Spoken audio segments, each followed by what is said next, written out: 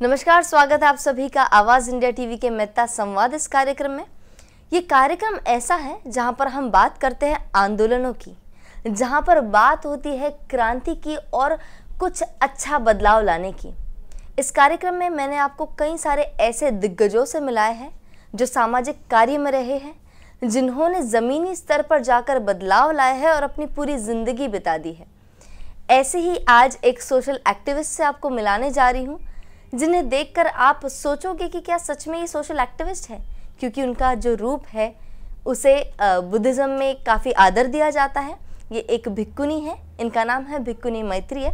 आइए इनसे मुलाकात करते हैं और किस तरह से भिक्खुनियाँ भी एक सोशल एक्टिविस्ट होती है, ये उनसे हम जानते हैं। वंदामी भंते, जय भीम। बहुत बहुत स्वागत करती हूँ आपका हमारे स्टूडियो में। भंते जी, आप कई सालों से सामाजिक कार्य में रही है, आपने कई सारे विषयों पर काम किया है, कई सारे आंदोलनों में सहभाग लिया है।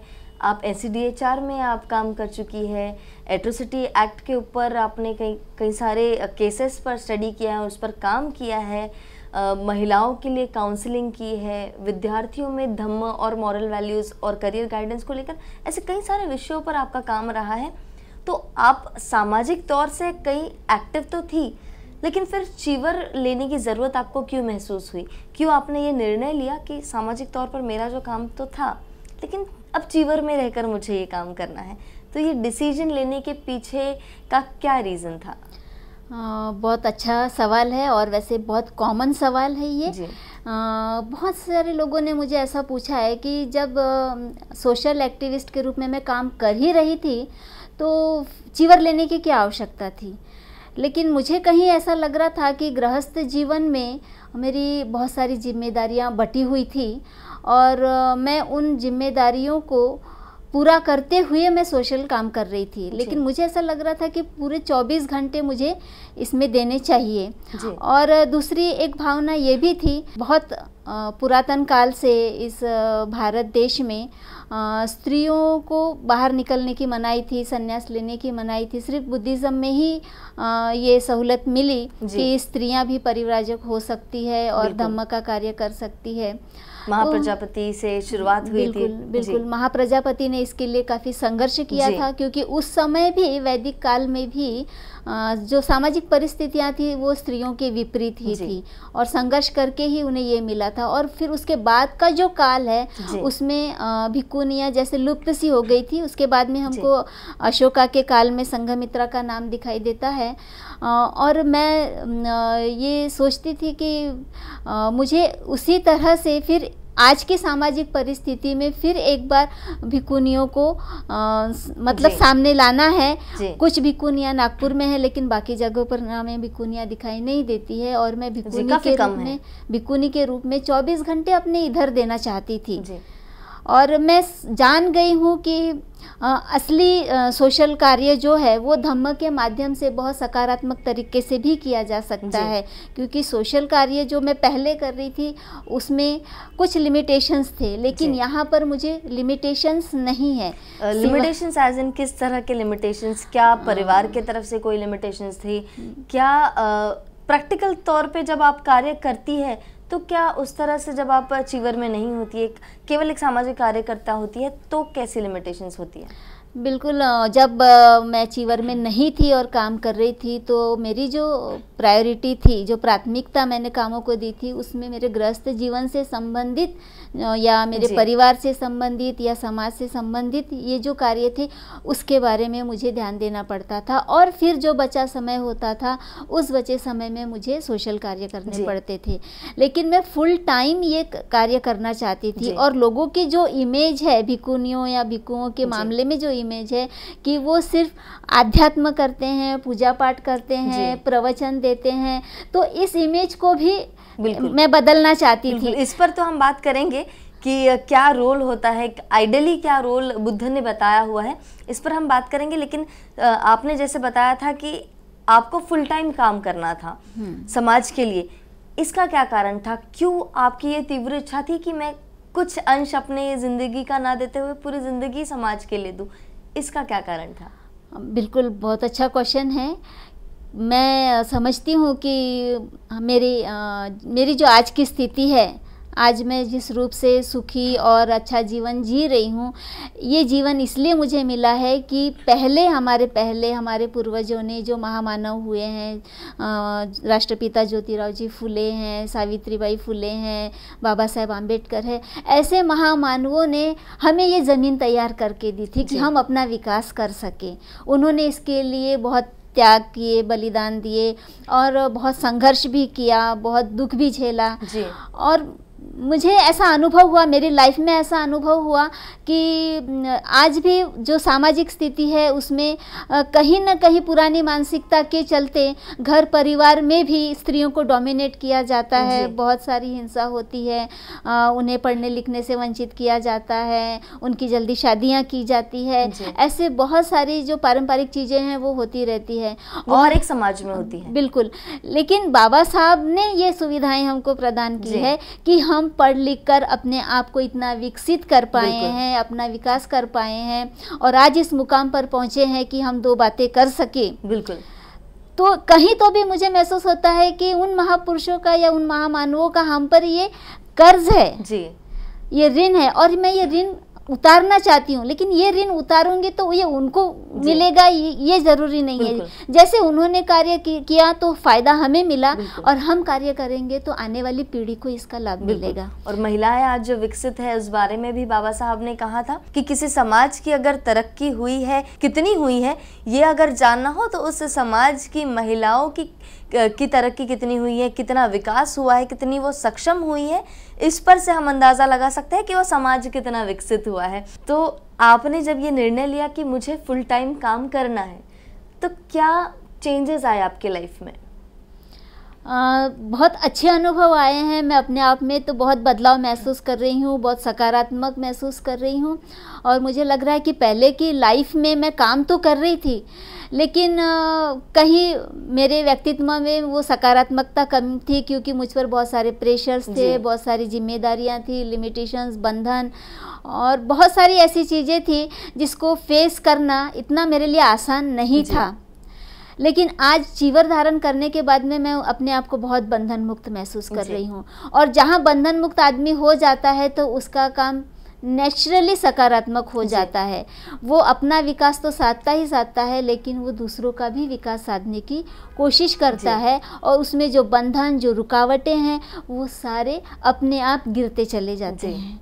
बंते जी, बुद्ध ने भी कहा था कि उपासक संघ हो या उपासिका संघ, भिक्षु संघ हो या भिक्षुणी संघ, ये चारों महत्वपूर्ण स्तंभ है बुद्धिज्म के, धम्म के, जो अच्छा मार्ग जीने का एक अच्छा तरीका, आर्ट ऑफ लिविंग जिसको हम कह सकते हैं, वो सिखाता है और उनके अपने अपने रोल्स हैं। तो उनके क्या रोल्स है, किस तरह से बदलाव आता है इसमें, इस पर हम बात करेंगे, लेकिन यहाँ पर एक ब्रेक लेते हैं। बनता है छोटा सा ब्रेक, कहीं मत जाइए। समाज में जो समस्याएं हैं, समाज में जो वर्ग संघर्ष है, समाज में जो आपसी लड़ाइयां हैं, द्वेष भावनाएं हैं, ऊंच नीच है, असमानता है, भेदभाव है, इन चीज़ों को दूर करने के लिए उपाय बताने चाहिए।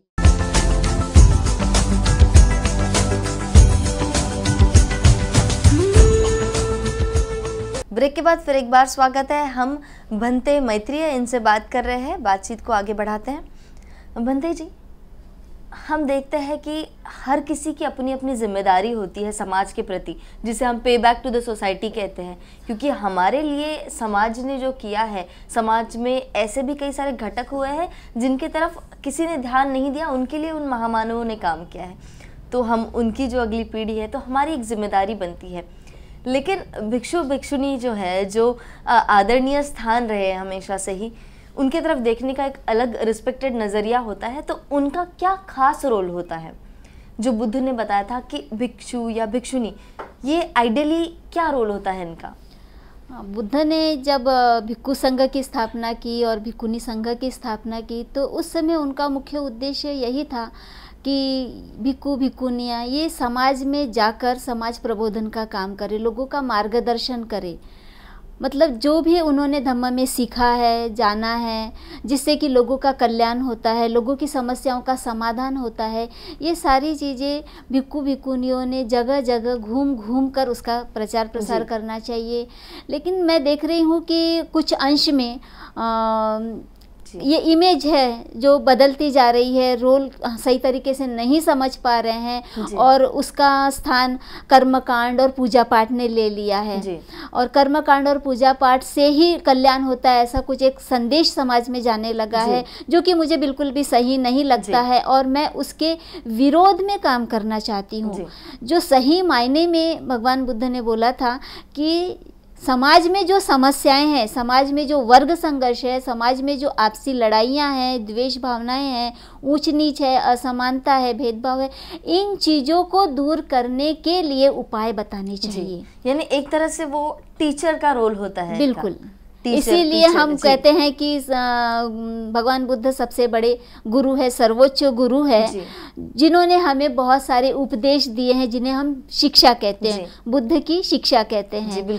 और शिक्षा का संबंध हमारे जो लोग हैं, अभी के जो लोग हैं, उसे एजुकेशन से नहीं जोड़ रहे हैं, उसे आध्यात्म से जोड़ रहे हैं, जबकि भगवान बुद्ध ने आध्यात्म को सेकेंडरी रखा है और समाज के विकास को, समाज में बदलाव लाने को प्रायोरिटी दी है।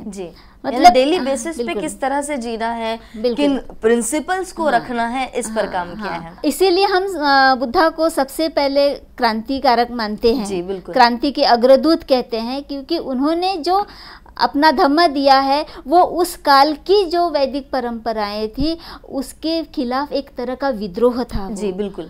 और उसके खिलाफ ही उन्होंने पंचशील दिए, अपने सिद्धांत दिए। जैसे वहाँ पर बहुत सारे अनैतिक बातें जो होती थी, हवन के दौरान, यज्ञ के दौरान में जो अनैतिक बातें होती थी, उसमें बलि चढ़ाना, शराब पीना, लैंगिक शोषण करना, झूठ बोलना, इस तरह की जो अनैतिकता थी, उससे समाज का जो ह्रास हो रहा था, समाज एक अपनी अधोगति की तरफ जा रहा था और ज़्यादातर शूद्र समाज, अस्पृश्य समाज, उसका ज़्यादा नुकसान हुआ था। उस समाज को फिर से ऊपर उठाने के लिए, उसमें बदलाव करने के लिए बुद्ध ने एक सामाजिक क्रांति की। तो मैं बुद्ध को एक क्रांतिकारक के रूप में देखती हूँ, एक विद्रोही के रूप में देखती हूँ, और इसीलिए मुझे ऐसा लगता है कि मैं भी उसी तरह का काम करूँ, क्योंकि 2500 साल के बाद में आज कॉन्स्टिट्यूशन पर हमारा देश चल रहा है, सभी को समानता, स्वतंत्रता मिली हुई है, लेकिन उसका इम्प्लीमेंटेशन नहीं हो रहा है, क्योंकि कहीं तो भी लोगों की मानसिकता अभी भी पुरानी रीति रिवाजों और पुरानी परंपरा और मान्यताओं पर आधारित है, उसी से जुड़ी हुई है। इसीलिए हमें जितना विकास दिखाई देना चाहिए था उतना विकास दिखाई नहीं दे रहा है। अभी भी हमें जाति भेद, इकोनॉमिकली अगर सब दिख रहा है, हमारी विकास अगर इकोनॉमिकली हो भी रहा हो, लेकिन सामाजिक तौर पर अभी भी उतना विकास नहीं हो पा रहा है। यहाँ के अगर हम देखते हैं, जैसे हर बार न्यूज़पेपर में देखते हैं या हमारे प्रधानमंत्री जो भाषण देते हैं, उसमें हमें नजर आता है कि देश का कितना विकास हो रहा है,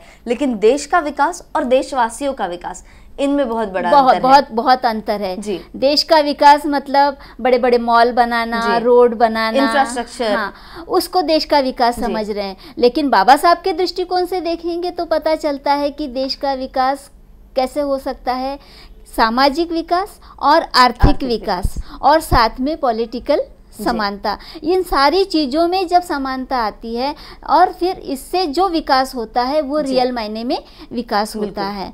और इसमें दूसरा भेदभाव हमको स्त्री पुरुष का भी भेदभाव दिखाई देता है। ये सिर्फ पुरुषों का विकास हो गया तो देश का विकास हो गया या हमारी जाति का विकास हो गया, ऐसा नहीं होता है। स्त्री का भी विकास पैरेलल तरीके से, जैसे हमने जब बताया था कि बाबा साहब ने जो कहा है, बिल्कुल महिलाओं के विकास से हम बता सकते हैं, इसीलिए उन्होंने ये वाक्य अपना बोला है। और इसके लिए उन्होंने एक सिंपल सा मंत्र दिया है, एजुकेट, एजिटेट एंड ऑर्गेनाइज। बिल्कुल। और इसका ही पहला जो है एजुकेट, जिसे हम कहते हैं शिक्षा ग्रहण करना, ये महत्वपूर्ण है। और जैसे कि हमने अभी थोड़ी देर पहले कहा था कि जो भिक्षुगण है, जो भिक्षुणी संघ है, इनका काम भी शिक्षा से रिलेटेड होता है, लोगों को शिक्षा देना। तो ये दोनों चीज़ आपस में काफ़ी ज़्यादा लिंक्ड है। तो आज भिक्षु और भिक्षुणियों को जो हम कहते हैं कि पढ़ाना चाहिए लोगों तक, तो क्या चीज़ें पढ़ानी चाहिए, क्या चीज़ें पढ़ाई जाती है या जाती थी, इस पर मैं बात करना चाहूँगी। बिल्कुल। ये आज की जो हम माहौल देख रहे हैं, जो धम्म प्रचार हो रहा है, भिक्खु भिक्खुनियाँ जो काम कर रही है, उसमें बिल्कुल गिने चुने ऐसे भिक्खु भिक्खुनी हैं जो रियल में धम्म को शिक्षा के रूप में लेकर शिक्षा का प्रचार कर रहे हैं। धम्म मतलब शिक्षा, एक आदमी बनाने की शिक्षा, एकेडमिक शिक्षा एक अलग तरह की शिक्षा होती है और इंसान बनने की शिक्षा एक अलग तरह की शिक्षा होती है। और इस शिक्षा को अगर एकेडमिक शिक्षा से जोड़ देते हैं तब इंसान परिपूर्ण होता है, क्योंकि सारे ही विषय इंसान से रिलेटेड विषय है, हम किसी विषय को छोड़ नहीं सकते हैं। तो जो भिक्खु भिक्खुनियाँ हैं वो धम्म को शिक्षा के रूप में यदि लेते हैं तो बहुत अच्छा बदलाव हो सकता है, लेकिन वैसा लिया नहीं जा रहा है, वो हमको कमी नज़र आ रही है समाज में। और इसीलिए हम चाहते हैं कि पढ़े लिखे लोगों ने इस तरह के चीवर धारण करके समाज में आना चाहिए और लोगों में प्रचार प्रसार करना चाहिए। करूंगी लास्ट में एक अपील भी मैं चाहूंगी कि आप रखें, लेकिन यहाँ हम एक छोटा सा ब्रेक लेते हैं। ब्रेक के पहले बताना चाहूंगी कि जैसे कि भंते जी ने कहा था कि शिक्षा यानी एकेडमिक जो स्टडीज़ हम करते हैं, लेते हैं, काफ़ी बड़ी बड़ी डिग्रियां हम लेते हैं, उसके अलावा साथ ही साथ पैरेलल धम्म की शिक्षा लेना भी उतना ही महत्वपूर्ण है। किस तरह से धम्म का पालन करना है, किस तरह से धम्म को अपने जीवन में उतारना है और किस तरह से सीखना है, इस पर हम बात करेंगे, लेकिन एक छोटे से ब्रेक के बाद। बाबा साहब ने तो संविधान में हमको दे दिया है, लेकिन इम्प्लीमेंट करना इतना मुश्किल हो गया है। और ये मुश्किल इसलिए है क्योंकि आदमी अगर बुद्धिस्ट हो भी जाए तो भी उसके दिमाग से मनुवाद आसानी से नहीं जाता है। ये सत्य परिस्थिति है, बहुत गंभीर परिस्थिति है।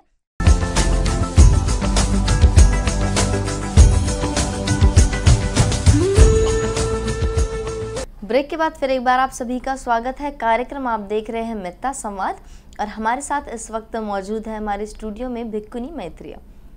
भंते जी, जैसे कि हम बात कर रहे थे कि बाबा साहब ने जो कहा है कि एजुकेट, तो इस वजह से उनका जो समाज है उन्हें जो फॉलो करता है, उन्हें जो आइडल मानता है, उन सभी ने बड़ी बड़ी डिग्रियां ली हैं।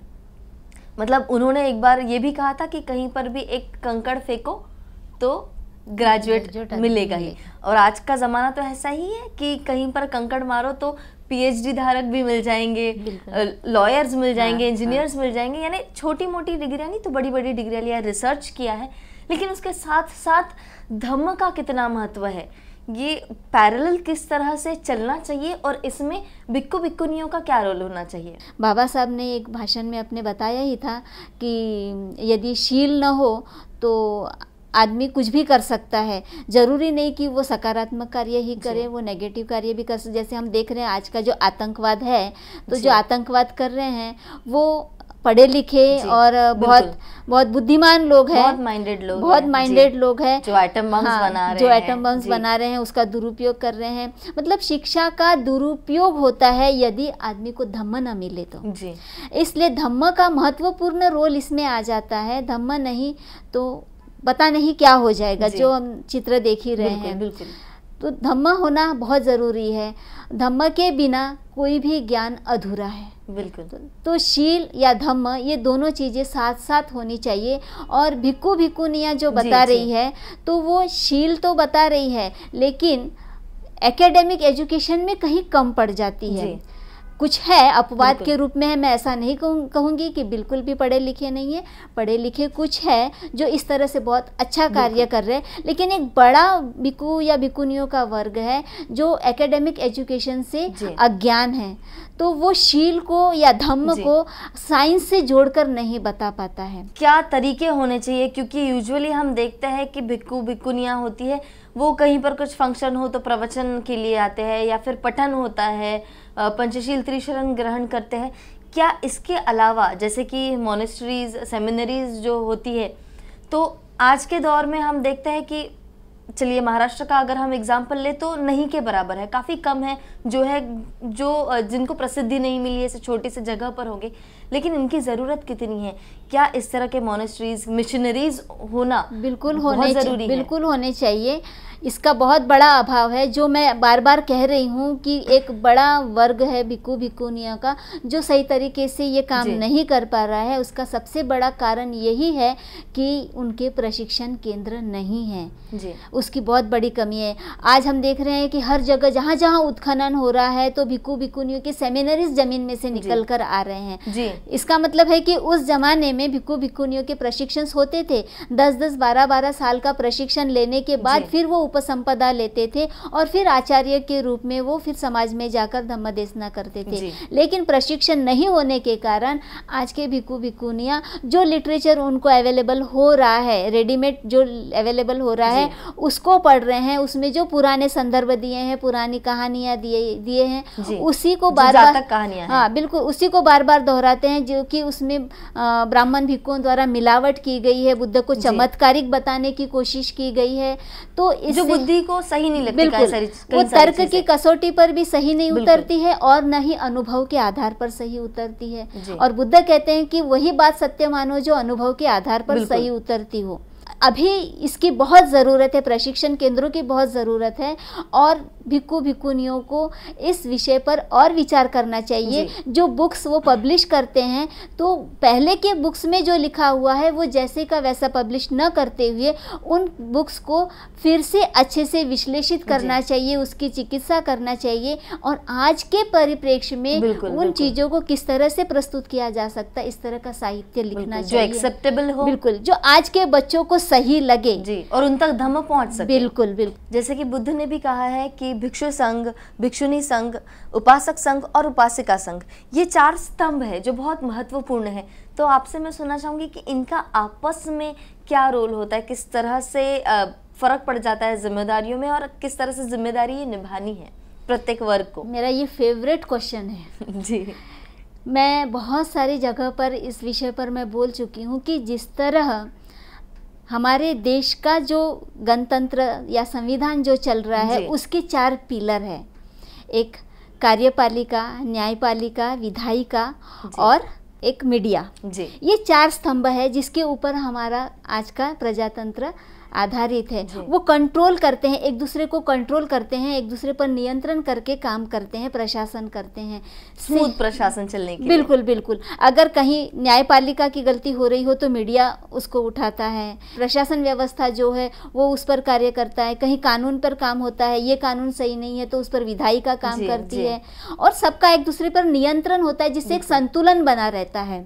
वैसा ही धम्म के जो 4 पिलर है, भिक्खु संघ, भिक्खुनी संघ, उपासक संघ और उपासिका संघ, इनका आपस में संतुलन होना चाहिए। इन्होंने अपनी अपनी जिम्मेदारियों को समझना चाहिए और चारों स्तंभ बराबर लेवल में होना चाहिए। ये नहीं कि एक स्तंभ बहुत ऊंचा उठ गया और एक स्तंभ नीचा हो गया है। लेकिन आज का चित्र हमें ऐसा ही दिख रहा है। हमें भारत को बुद्धमय तो बनाना है लेकिन हम इन चारों पिलरों को एक समान स्थिति में लाने की कोशिश नहीं कर रहे हैं, क्योंकि भिक्खु संघ ऊंचा है या भिक्खुनी संघ नीचा है तो इसमें लैंगिक भेदभाव हमको दिखाई देता है। उपासक संघ यदि आगे हैं और उपासिकाएं पीछे हैं तो इसमें भी लैंगिक भेदभाव दिखाई देता है और यह हमारे देश का सबसे पुराना रोग है जी। और जब तक इस रोग का इलाज नहीं होता है ये चारों स्तंभ एक लेवल में नहीं आते हैं, क्योंकि ये धम्म की नींव का कार्य करते हैं। ये बेस जो है ये अगर मजबूत होता है, संतुलित होता है, बराबर होता है, तभी इसके ऊपर धम्मा की अच्छी नींव रखी जा सकती है। ये चारों स्तंभ, ये चारों संघ, इनमें फिर से एक बार जागरूकता लाने की ज़रूरत है और ये जागरूकता लाने के लिए लैंगिक समानता लाने की बहुत ज़रूरत है। बाबा साहब ने तो संविधान में हमको दे दिया है लेकिन इम्प्लीमेंट करना इतना मुश्किल हो गया है और ये मुश्किल इसलिए है क्योंकि आदमी अगर बुद्धिस्ट हो भी जाए तो भी उसके दिमाग से मनुवाद आसानी से नहीं जाता है। ये सत्य परिस्थिति है, बहुत गंभीर परिस्थिति है और इसे बदलने की जिम्मेदारी सिर्फ हमारी है।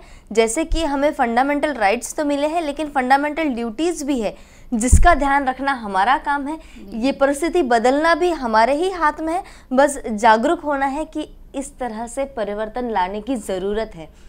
तो इसी मुहिम में सभी कार्यरत रहेंगे। बंते जी, वक्त तो यहाँ पर रुकने का होता है लेकिन चाहूँगी कि अंत में आप एक अपील हमारे सभी दर्शकों से करें। मैं दर्शकों से यही अपील करूँगी कि यदि आप बौद्धमय भारत बनाना चाहते हैं तो सही मायने में जो बुद्धा ने हमें बताया है कि धम्म ये शिक्षा है, एजुकेशन से रिलेटेड है, ये आध्यात्म नहीं है, ये सामाजिक परिवर्तन का एक साधन है और सामाजिक परिवर्तन करने के लिए धम्म को शिक्षा के रूप में ले और उसको सही मायने मायने में इम्प्लीमेंट करें, तभी हमें बदलाव नज़र आ सकता है। पूजा पाठ कर्मकांड इसको छोड़ना बहुत ज़रूरी है। ये एक रोग की तरह, पुराने रोग की तरह नासूर हो चुका है। जब तक इसे हम दूर नहीं करेंगे, हम सही मायने में बुद्धिस्ट नहीं हो पाएंगे। मैं सभी लोगों से अपील करूंगी कि इस चीज़ को सही तरीके से समझें और अपने जीवन में उतारें और पूरे विश्व को बुद्धमय बनाएं। बहुत बहुत धन्यवाद भंते जी। नमो बुद्धाय। इस कार्यक्रम को हम यहीं पर समाप्त करते हैं, लेकिन कार्यक्रम आगे और भी जारी है। देखते रहिए आवाज़ इंडिया टीवी। धन्यवाद। जय भीम।